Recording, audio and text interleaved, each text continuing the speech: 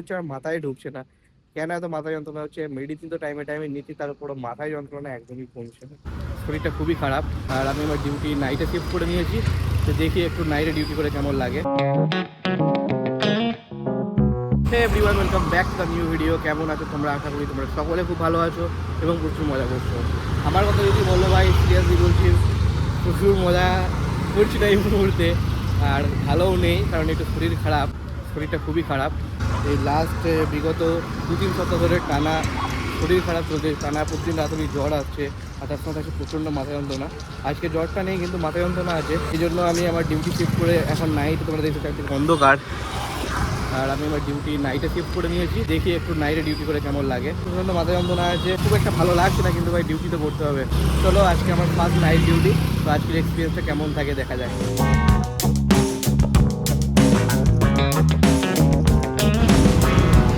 Finally friends, আমরা এরকম একটা জায়গায় আমাদের গাড়ির জন্য ওয়েট করছি এখন।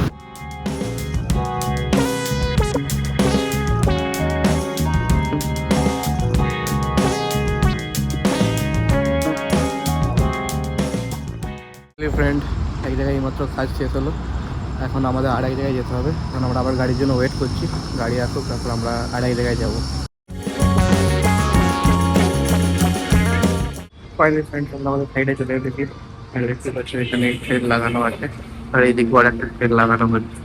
এখানে ইলেকশন হবে, ইলেকশনের কাজ একটা ইলেকশনের কাজে কি হয়, যদি সুযোগ হয় তোমার কাছে দেখাম, যদি সুযোগ না হয়ে থাকে ব্যাড লাক, তো যদি সুযোগ হয় অবশ্যই তোমাদের দেখাবো। সো ফাইনালি ফ্রেন্ডস, এখানে এখনো সবকিছু রেডি করতে একটু টাইম লাগছে, সেই কারণে আমরা এখন যাচ্ছি এই সাইডের অফিসেতে।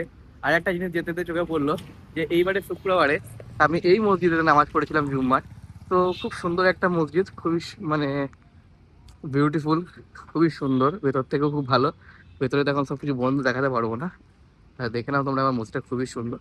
আর এখন আমরা যাচ্ছি অফিসে। অফিসটা এখান থেকে হালকা একটু দূরে, তো আমরা এখন হেঁটে হেঁটে যাচ্ছি সেখানে যে একটু রেস্ট নিই। কারণ যতক্ষণ রেডি হচ্ছে কি জিনিস, ততক্ষণ এখানে সাইডে বসে গেলে লাভ নেই। এখন অফিসে যেও বসে আর ফোনটা একটু চার্জ করে নিই।